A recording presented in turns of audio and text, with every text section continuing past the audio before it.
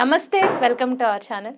ప్రస్తుతం మనతో ప్రముఖ ఆధ్యాత్మికవేత్త, జ్యోతిష పండితులు ముల్లపూడి సత్యనారాయణ మూర్తి గారు ఉన్నారు. వారితో మాట్లాడదాం. నమస్కారం అండి. నమస్కారం మా ఫణి కుమార్ గారు. అయితే ఈరోజు నేను ఒక విషయం మీతో మాట్లాడాలనుకున్నానండి. అరుణాచలం గురించి, రమణ మహర్షుల వారి గురించి. నిజంగా ఆ పేరు పలకడానికి కూడా మనకు అదృష్టం ఉండాలి. సో చాలా అదృష్టం చేస్తే ఆయన గురించి తెలుసుకోగలుగుతాం అసలు. సో ఆయన చెప్పిన ఒక గొప్ప వాక్యం ఏంటంటే, రమణ మహర్షి ఎప్పుడు చెప్పేవారు, నీలో నువ్వు తెలుసుకో, నీలో ఏముందో ఫస్ట్ తెలుసుకో అని చెప్తుండేవారు. అంటే నీలో నువ్వు అనేది ఒక, నాలో నేను అనేది ఒక తత్వం అయింది. సో అయితే అదే మాట పరమహంస యోగానందుల వారు కానీ, ఆనందమూర్తి గారు కానీ, దానినే ఇప్పుడు మోటివేషనల్ స్పీకర్స్ సెల్ఫ్ లవ్, నీలో ఏముందో ఫస్ట్ నువ్వు తెలుసుకోగలిగితే నువ్వు ఏదైనా సాధించగలవు అంటే, అంత గొప్ప వ్యక్తులు చెప్పింది ఇప్పటికి కూడా ఈ మోటివేషనల్ స్పీకర్స్ ఇదే కదండి చెప్తూ ఉన్నారు. ఇప్పుడంతా ఏంటంటే, నీలో ఏముందో ఫస్ట్ నువ్వు తెలుసుకుంటే నువ్వు ఏదైనా చేయగలవు, యద్భావం తద్భవతి కదా. సో కాబట్టి అసలు నాలో ఏముందో నేను తెలుసుకోవాలంటే నాకు ఎంతో కొంత జ్ఞానం ఉండాలి కదా. ఫస్ట్ తెలుసుకోవాలి అన్న ఆలోచన రావాలి, దానికి ఎలా తెలుసుకోవాలి అనే మీలాంటి గురువుల తోడ్పాటు ఉండాలి, వాళ్ళు దారి చూపిస్తుంటే వెళ్ళాలి, అదైనా సరైన గురువు దొరకాలి. సో అసలు రమణ మహర్షుల వారు చెప్పిన నాలో ఏముంది అనేది నేను తెలుసుకోవడం ఎలాగా అనే దాని మీద ఒక్కసారి చెప్పండి మీరు. రమణ మహర్షుల వారు జగద్గురువులు. అవునండి. సుబ్రహ్మణ్యేశ్వర స్వామి వారి అవతారం. అసలు మొత్తం ఈ విశ్వానంతటికి కూడా ఆది గురువు పరమేశ్వరుడు. ఆ పరమేశ్వరుడికి కూడా గురువు ఒక ఆయన ఉన్నారు, ఆయనే కుమారస్వామి. అందువల్లనే కుమార గురవే నమః అంటాం. అంటే కొన్ని అంశాలలో ఆ పరమేశ్వరుడికి జ్ఞానబోధ చేశాడు సుబ్రహ్మణ్యేశ్వర స్వామి. ఆయన అవతారం కాబట్టి రమణ మహర్షుల వారు అరుణాచలంలో ఆయన మహాయోగిగా, జ్ఞానిగా పుట్టారు. ఆయన పెద్దగా చదువుకోలేదు. తర్వాత అందగాడు కాదు ఆయన, పాపం మామూలుగా నడుస్తుంటే దొడ్డి కాళ్ళతో నడుస్తున్నట్టుగా ఉంటుందన్నమాట.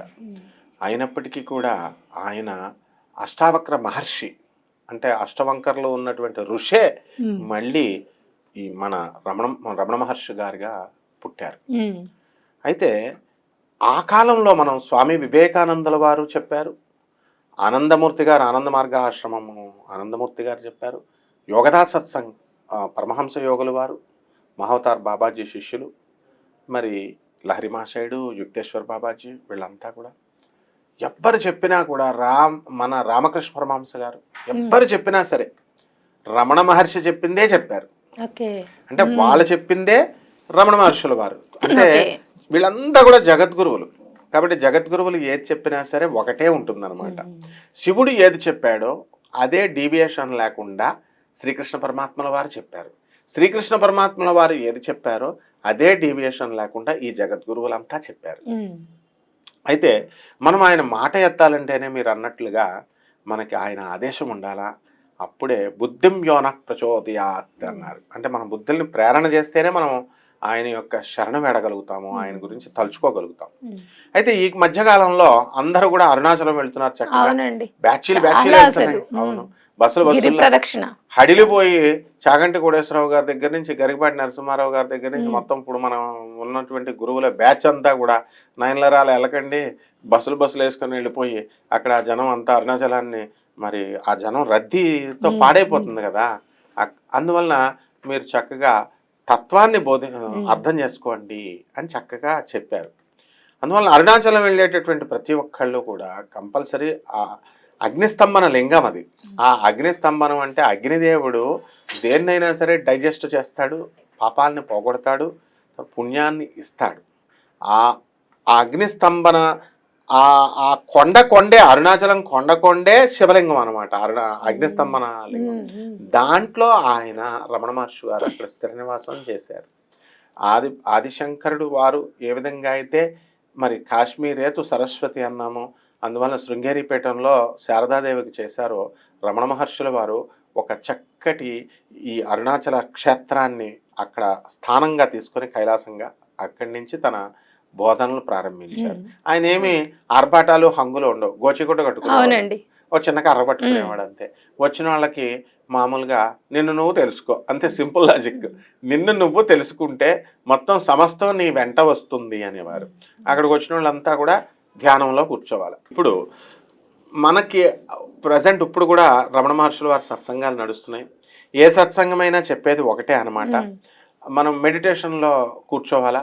కూర్చున్న తర్వాత రమణ మహర్షుల వారు చెప్పినటువంటి విధానం ఎలా ఉంటుందంటే, మనము ఈ యొక్క శరీరం అంతా కూడా ఒక కొండ మీద మనం కూర్చున్నాము అనుకోవాలి. ఈ మహాత్ములు చెప్పింది ఆ పేరు యోగం పేరు ఏదైనా ఇదే జరిగేది.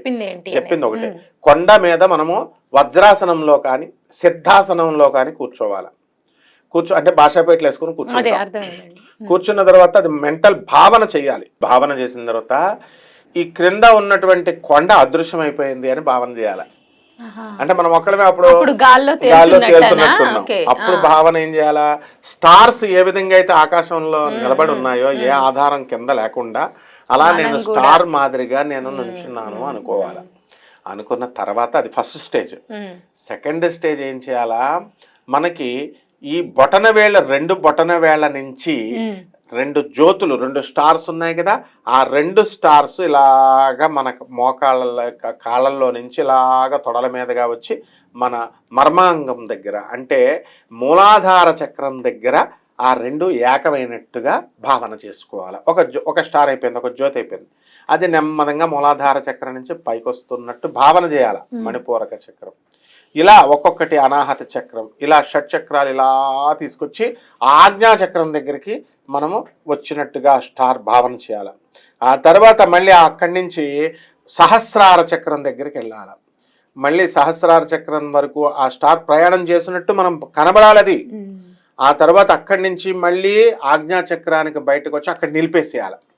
ఈ లోపల మనం ఏం చేయాలంటే, కొండ మీద ఫస్ట్ మనం కూర్చున్నాం కదా, ఈ జ్యోతులు 2 వచ్చే ముందు ప్రాక్టీస్ ఏం చేయాలంటే, ఇదే రమణ మహర్షుల వారు చెప్పారు, మరి ఇదే ఆనందమూర్తి గారు చెప్పారు. రాజాది రాజ యోగం అంటారు దీన్ని. పరమహంస యోగానందుల వారు ట్రాన్సిడెంటల్ మెడిటేషన్ అన్నారు దీన్ని. అక్కడ ఏం చేయాలంటే, ముందు ఈ శరీరం ఉంది అని మనం స్పృహ పోవాలంటే ఫస్ట్ చెవులు వినబడతా ఉంటాయి కదా, చెవుల్ని బంధించాలి. అంటే బయట వినకుండా సౌండ్ని ఇంటర్నల్ చేయాలి, అంటే అంతర్ముఖం చేయాలి. కళ్ళు మూసుకుంటాం కదా మనం, అంటే బయట దృశ్యాలను చూడకుండా ప్రపంచాన్ని చూడకుండా అంతర్ముఖం చేయాలి. కళ్ళు మూసేసి లోపల చూడడం ప్రారంభిస్తాం. ఆ తర్వాత అంటే పంచేంద్రియాలన్నిటిని కూడా బంధించాం మనం. బంధించి ఏం చేసాము, అంతర్ముఖం చేసాం. అంటే లోపల బయట ఇంకేం జరుగుతుందో మనకు సంబంధం లేదు. సౌండ్లు మనకు వినబడట్లేదు, మనల్ని మనమే చూసుకుంటున్నాం. ఇది ఫస్ట్ పంచేంద్రియాల కంట్రోల్. అంటే శరీరాన్ని, బాడీని కంట్రోల్ చేసాం ఫస్ట్. సెకండ్ ఏంటి, మెంటల్ ప్లేన్, మనస్సు ఉంది మనకి. బాడీ తర్వాత స్టేజ్ మనస్సు. ఆ మనసుని కంట్రోల్ చేయాలి. ఆ మనసును కంట్రోల్ చేయాలంటే మనసు ఎప్పుడు కూడా ఏదో ఒకటి ఆలోచిస్తూనే ఉంటుంది. చాలా మంది తెలియక ఆలోచనలు బంధించండి అంటారు. ఆలోచనలు ఎప్పుడు బంధించబడవు. శ్రీకృష్ణ పరమాత్మలో యోగాచార్యుల యోగి రాజు శ్రీకృష్ణుడు, దత్తాత్రేయుడు, నృసింహ సరస్వతి స్వాముల వారు వీళ్ళందరూ చెప్పింది అదే, ఆలోచనలు ఎవరు బంధించలేం. మరి ఏం చేయాలండి అంటే, అందుకనే దైవ నామం పైన దానిపైన మనము దృష్టి పెట్టాలి. దృష్టి పెట్టి నాలికని ఇలా వెనక్కి మడచాల, పైకి అంటే పంచేంద్రియాల్లో ఒక భాగం నాలిక కాబట్టి వెనక్కి ఇలా మడిచి నాలుగుతో ఓం నమ శివాయ ఓం నమ శివాయ అలా చదవకూడదు. నాలుగుతో మైండ్తో చదవాలి. అంటే మైండ్కి కొన్ని పనులు చెప్పాం.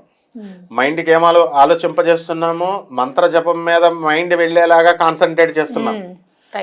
ఈ స్టార్ భగవంతుడు, రమణ మహర్షుల వారు ఏం చెప్తారంటే, ఇది స్టార్ ఏంటో కాదు, సెల్ఫ్, నువ్వే దేవుడు అని విడిగా చెప్పాడు ఆయన.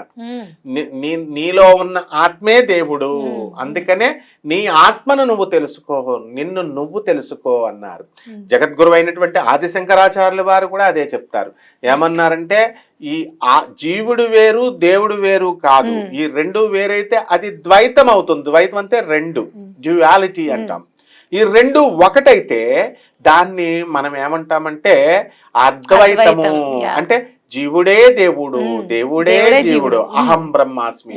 ఈ 2 కలిపి మెర్జ్ చేసేసాం జీవుడిని దేవుడిని, అదే సెల్ఫ్ అయిపోయింది. మామూలుగా అయితే సెల్ఫ్, అదేమో super soul, soul super soul, ఆత్మ పరమాత్మ 2 కలిపేసి సెల్ఫ్ చేసేసారు రమణ మహర్షుల వారు. అంటే జీవుడు దేవుడిని మర్జ చేసేసాడు.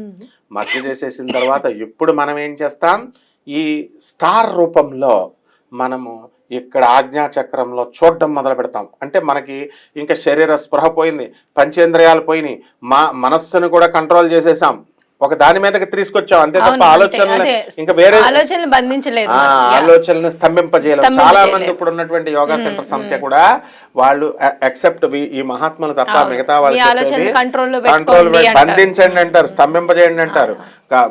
కదిలే ప్రవాహంతో ఉన్న గంగను ఎవడన్నా ఆపగలుగుతాడా? ఆలోచనల స్రవంతి జరుగుతూ ఉంటది, దీన్ని ఎవరు బంధించలేరు. కాబట్టి ఛానల్ డైవర్ట్ చేయాలి. ఇప్పుడు గాలి పీల్చేటప్పుడు కూడా అది ఆపలేం కదండి, అది కంటిన్యూ మనకు తెలియకుండా ఎలా అయితే అయిపోతుందో ఈ ఆలోచనలు కూడా అంతే. మనకి ఛానల్ ని డైవర్ట్ చేయాలి. ఇప్పుడు టీవీ ఛానల్ ఎలాగైతే మనకు కావాల్సిన ఛానల్ పెడుతున్నామో దాని మీదకి మైండ్ ని మరల్చాలి. మరల్చిన తర్వాత ఇప్పుడు ఏం చేస్తాము, ఇక్కడ ఆ జ్యోతి మనము ఆ star, twinkling star in the sky, ఎలాగైతే ఆకాశంలో అది మెరుస్తుంది, ఆ స్టార్ నేను, అదే నా సెల్ఫ్ అని అనుకోవాలి. అనుకొని లోపలకి ఇంట్రోస్పెక్షన్ చేయాలి.